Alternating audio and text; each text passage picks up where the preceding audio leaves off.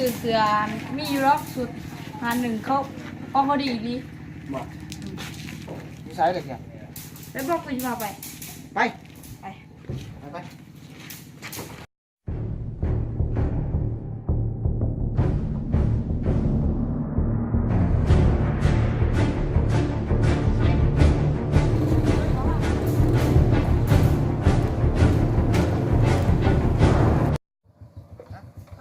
อันนี้บอก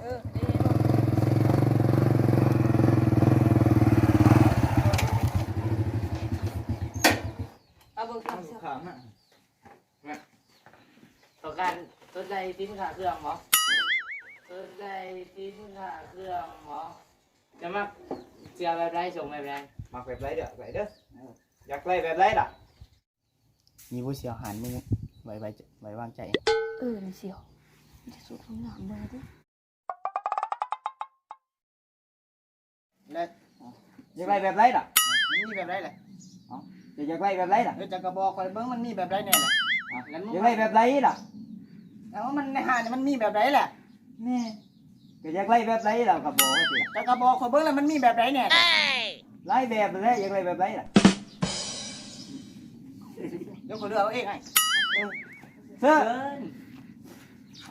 ได้แล้วเอาไปได้เว้ยเสียวเอาไปนี่ไหนเดี๋ยวกูหมดดินี่นะเสียวครับ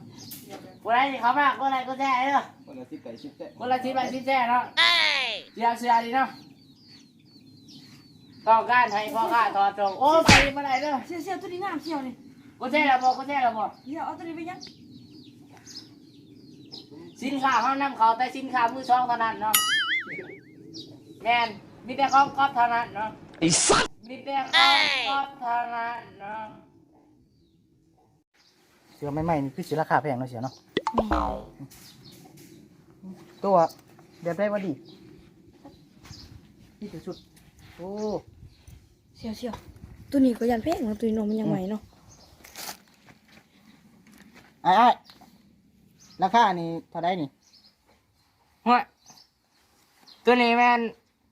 ซ่าแล้วละเนาะเงินเหล่า2,500,000ที่นี่เนี่ยเขาเอาแบบลูลาแล้วเสียเนาะนี่ไอ้ตัวนี้เท่าไรสันนี่50,000ละเป็นเงินเท่าไรเงินเหล่า 500,000กีบ What the fuck เสือเก่ากับเสือใหม่เจ้าตัวไหนเสียวขนาดเสือเก่ามันยังคล้าย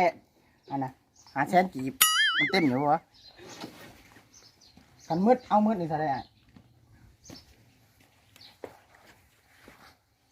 เอาซ่าแล้วละคือเก่าแหละOkay. Yeah. จะคล้ายถึงเนาะเดี๋ยวจะไปอยู่ไก่มันไรเสียมึงอาบดูน้ำมึงอาบดูน้ำมันล่มกันจิคุ้มไม่อาบน้ำบ่กูจ้าคนทรมานสิอาบให้ดังเลย มึงชุดเนี้ยมึงก็มาตายแล้วมาขายเอามาขาย ยังมึงจูเลือดมึงถิ่มมึงเห็นนั่น จืดว่าได้ เป็นยัง กระดานนั่นพ่นปวกแล้วกันจืดเพื่อนทีม ไว้ความอายถือเท่าไรเลย ข้อมกับเจน่ะเจ้าโทรทัศน์ใช่เนาะ จะเห็นยัง คอยเป็นคนโปรโมทเครื่อง คอยเอาไปได้เลยป่ะเสือน มีโทรศัพท์มาจำบ่ มีแล้วเว้ยมันเชื่อเอาให้เนี่ยมึงตะการแต่งตัวจะว่าคอยมันแต่ใช้ มาใช้กูจุ๊บว่าแตกจ้ะวะเป็นขอชิชนใจมันจ้ะ ใช้อายอันนั้นแล้วมาเพิ่ง ลูกคนมาเลือกเสือสักวันนอนเบิดฮะ ได้แล้วบ่เลือกเสือมันนี่อายทำบักบอลได้เสือตัวใดนี่เจ้าขายตัวใดนี่นี่บ่2,500,000เสือไม้ตัวด้วยเนาะมาจากอันน่ะหน้ากอกแม่เสือร้องหวานได้ดิต้นอาหารเอามาจากอันน่ะกระตวดน้องบุทันทามนี่เด้นี่กงมีอะไรบ่แบบนี้ทอได้จากใครนี่บ่500,000รุ่นใดอยู่500,000พอแบบนี้แหละแบบนี้บ่แบบนี้เลยนุ่งช็อตไหนบ่เดี๋ยวแต่พอเจอแล้วโอ้ขอบใจไอ้โอ้ขอทาได้เนาะใช้น้ำมูกขอไปใช้เลยไปขอของหน้าเหมือนกันเอามาอันน่ะเอามาอันน่ะเป็นยังโปรดิวเซอร์ให้รีวิวสินค้าอันนี้นี่ สบายดีเนาะผู้ใดเข้ามาเอากดไลค์กดแชร์ให้หน่อยเด้อ อยากให้พ่อข้าอาบน้ำโอ้ยอาบไม่ได้เด้อลมยังลมแห้งอยู่ ไม่ต้องขีด10ก็ได้ไม่ต้องขีดก็ได้10นะบอกมันอาบน้ำหน่อยเด้อเฮ้ยบ่อาบน้ำได้มื้อหนาวอย่าว่าแต่มันไปเองก็บ่ได้อาบ คอยก็ต้องบ่ได้อาบนะผมบอกชื่อ ได้แล้ว เมื่อวันได้สนายเด้อ เดี๋ยวนั่งอยากใช้ดังนี้เอากับโทรศัพท์จำเบื้องนี้ตาแตกอ้าวเราสามารถจำโทรศัพท์ต้องการเงินสด นี่ก็สดได้จะเอาไปขายโหลดไหน ราคาเท่าไหร่ ฮะ ถึงบ่3 แสน 1,000 1,000ฮะบ่ถึง3 แสน เอา1,000 บาทบ่ถึงติ บ่ถึง3 แสน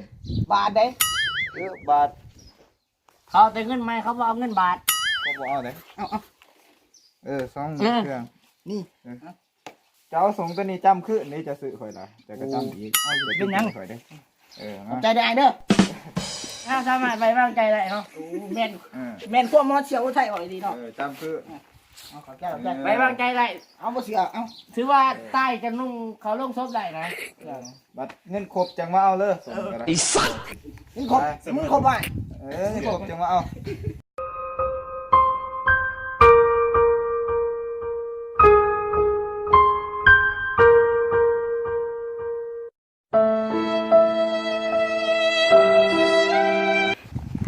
จำได้ เลยคนได้เขามาก็แหละก็แช่เลยเด้อ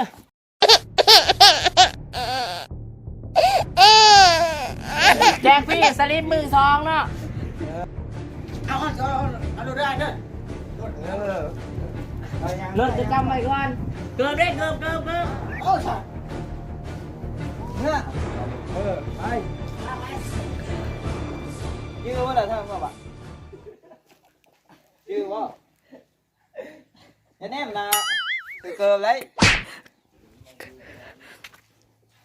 จังไรเดี๋ยว